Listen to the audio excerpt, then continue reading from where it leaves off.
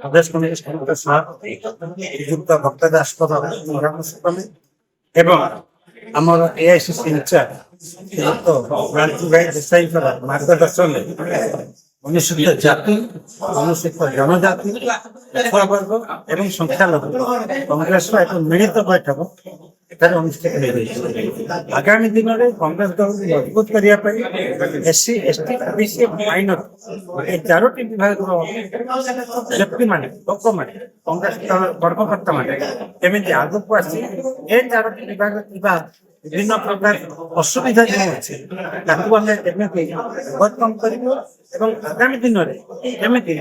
SC, ST, OBC minority ବର୍ଗର ଅଧିକରୁ ଅଧିକ ସଂଖ୍ୟକ ଲୋକ କଂଗ୍ରେସ ପ୍ରତି ଆକୃଷ୍ଟ ହେବେ ଏବଂ କଂଗ୍ରେସ ଭକ୍ତ ଦାସଙ୍କ ନେତୃତ୍ୱରେ ଭୋଟ ଦେଇ ଆଗାମୀ ଦିନରେ ପଞ୍ଚାୟତ ଇଲେକ୍ସନରେ ବହୁମତରେ ପଞ୍ଚାୟତ ଇଲେକ୍ସନ ଗୁଡ଼ାକ ଜିତେବେ ଏବଂ 2021 ଇଲେକ୍ସନରେ ଯୋଉ ରୋଡ ମ୍ୟାପ ଆମର ଆଜି ତିଆରି ହେବ ଆମେ ଯୋଉ ମାର୍ଗଦର୍ଶନ ପାଇଛୁ 2029 ମସିହାରେ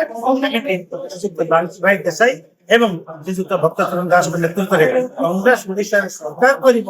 ସେହି ଦିନକୁ ଓଡ଼ିଶାବାସୀ 4.5 କୋଟି ଓଡ଼ିଶାବାସୀ ଅପେକ୍ଷା କରିଛନ୍ତି। ସେହି ସୁଦିନକୁ କେମିତି ସେହି ସୁଦିନ ଆସିବ କେମିତି ତା ବିଫଳେଇବ ସରକାର ନ୍ୟାୟ ପାଇବ ଶ୍ରମିକ ନ୍ୟାୟ ପାଇବ ଦଳିତ ଆଦିବାସୀ OBC ଏବଂ ସଂଖ୍ୟାଲଘୁ ଲୋକ କେମିତି ନ୍ୟାୟ ପାଇବେ ଗରିବ ଲୋକ ତାର ହକ୍ ପାଇବ ସେହି ଦିନକୁ ସମସ୍ତେ ଆମେ ଅପେକ୍ଷା କରୁଛୁ ଏବଂ ଆଜି ମିଟିଂରେ ଆମର ଯାହା ମାର୍ଗଦର୍ଶନ ମିଳିଲା ସେହି ମାର୍ଗଦର୍ଶନ ବିଷୟରେ ଆମମାନେ ବର୍ତ୍ତମାନ ବସିଛୁ। ସରକାର ପଞ୍ଚାୟତ ପୁରା ଯୋଜନା ସରକାର ଯୋଜନା ରଖିଲେ ବି ଓଡ଼ିଶାର ଲୋକ ଭାରତବର୍ଷ ଲୋକ ବୁଝି ସାରିଲେନି ଏ ବିଜେପି ସରକାର ଯୋଉ ଡବଲ ଇଞ୍ଜିନ ସରକାର ଏ ଗୋଟିଏ ପଟରେ ବୁନ୍ଦେ ପାଣି ଦିଏ ଆଉ ଗୋଟେ ପଟରେ 10 ବୁନ୍ଦା ପାଣି 10 ବୁନ୍ଦା ରକ୍ତ ଶୋଷି ମଣିଷ ଚାଲିବ। ତେଣୁ ଏକଥା ଓଡ଼ିଶାବାସୀ ଜାଣି ସାରିଲେନି ଭାରତବାସୀ ଜାଣି ସାରିଲେନି ଏମାନଙ୍କର ଏ ଯୋଉ